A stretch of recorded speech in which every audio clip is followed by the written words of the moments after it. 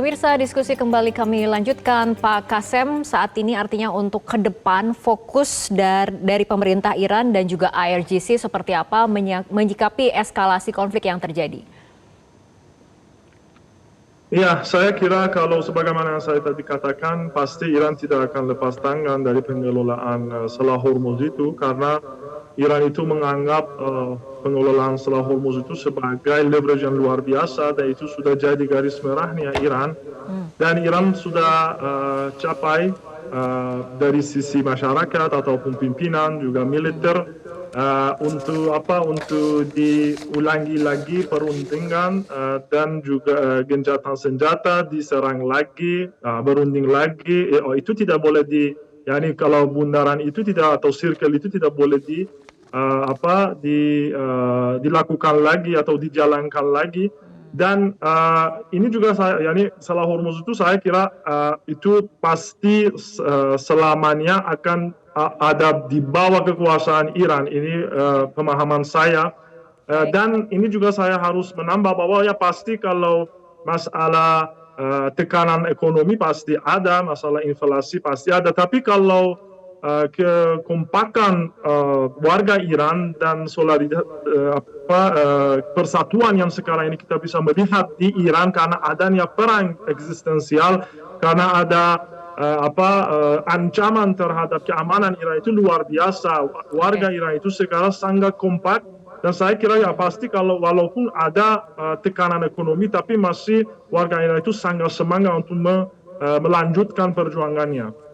Oke, baik, kembali ke studio Pak Sukron. Tadi Pak Kasem kemudian menegaskan bahwa kesolidan dari rakyat Iran seperti itu. Nah, artinya ke depannya ini akan seperti apa? Apakah kemudian Iran dan Amerika akan kembali bisa dipertemukan di ruang diplomasi seperti itu? Saya rasa sangat bisa, karena sebenarnya Amerika juga sebenarnya itu pengen cepat juga. Iran juga sama, negara-negara Teluk juga sebenarnya sama. Bahkan kan yang terakhir itu sebelum Iran diserang lagi kan sebenarnya negara Teluk tuh Emirat tuh siap membayar kerugian perang Iran kan sebenarnya. Artinya apa? Ya saya juga berharap segeralah selesai. Dan sebenarnya penyerangan terhadap Iran itu kan berawal dari mengenai hak pengkayaan uranium yang dituduhkan oleh Amerika bahwa itu untuk tujuan militer kan. Sebenarnya kan Iran dari dulu sudah mengikut NPT, diinspeksi oleh IAEA juga awalnya itu tidak sampai untuk membuat bom. Artinya apa? Orang Iran tuh sebenarnya gini, dia tuh selalu punya semboyan energi hastai hakim musallam memos. Jadi nuklir itu hak kita, hak yang legal untuk tujuan damai. Dan Iran itu mau. Nah, dan saya berharap juga Pak Trump juga ya jangan ngotot-ngotot lah, nanti malah ente dominasinya segera kegeser oleh Cina. Karena udah secara statistik ekonomi Anda tuh udah kalah, perang tarif ente udah kalah. Jadi kalau sama-sama ente tetap egois, justru yang rugi tuh ente sendiri. Iran juga sama. Dan Indonesia juga termasuk yang dirugikan kalau perang ini terlalu lama. Tapi ibu-ibu yang diuntungkan karena harga emas turun. Baik, Bapak Wiziah, ini mengenai konflik ini, apakah akan terus berputar dengan saling serang berunding atau akan seperti apa? Pola saling serang berunding ini Mbak, akan ada 3 hal yang menurut saya akan berbahaya. Yang pertama adalah jika konsep strategi yang horizontal tadi semakin terhorizontal. Artinya adalah misalnya Houthi semakin dilibatkan. Begitu. Atau tadi misalnya belum bicara tentang Lebanon misalnya. Atau beberapa konteks proksi lain. Nah kalau semakin strategi horizontal ini semakin lebar begitu, tentu akan lebih dari gencatan senjata ataupun bahkan perdamaian. Nah di konteks lain juga jika ada korban semakin banyak dari konteks Amerika Serikat. Jika terjadi miskalkulasi sehingga korban jiwa Amerika Serikat semakin tinggi, ini bukan hanya tadi pola yang sifatnya bisa diatur atau terukur, tapi akan semakin tinggi. Dan yang ketiga adalah dalam konteks pelibatan Israel. Kita tahu bahwa serangan ke Yordan kemarin, Yordan adalah tetangga yang paling dekat dengan Israel. Jika miskalkulasi sedikit saja tidak presisi tadi, maka bisa melibatkan eskalasi yang lebih tinggi lagi. Baik, Pak Anton.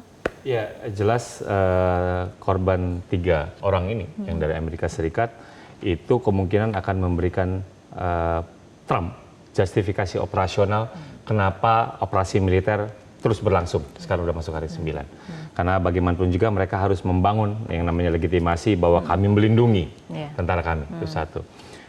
Walaupun sejauh ini juga masih belum ada terobosan diplomatik. Tapi ketika ini terus berlangsung, apalagi jumlah korbannya terus meningkat, nanti bebannya itu akan ada di Trump sendiri. Karena bagaimanapun juga publik Amerika Serikat akan menuntut adanya kesuksesan. Entah itu nanti operasi militernya atau diplomasinya.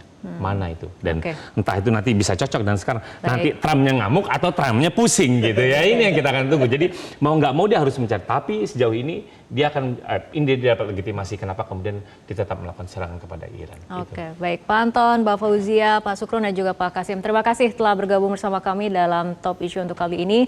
Pemirsa, saat ruang diplomasi semakin menyempit dan ketegangan global terus meningkat, penyelesaian damai tetap menjadi kunci untuk mencegah krisis yang lebih luas. Semoga akal sehat dan dialog dapat kembali dikedepankan demi menghentikan lingkaran konflik di Timur Tengah. Saya Fitri Megantara, terima kasih. Sampai jumpa.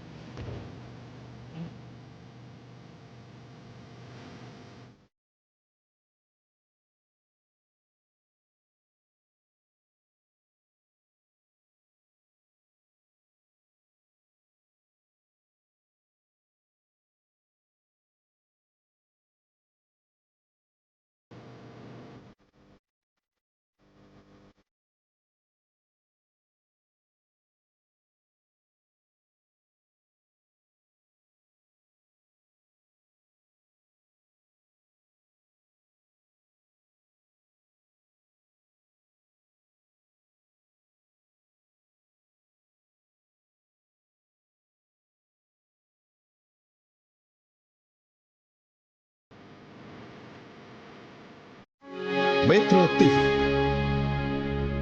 Jelajahi cara baru mendapatkan informasi. Download Metro TV Extend sekarang.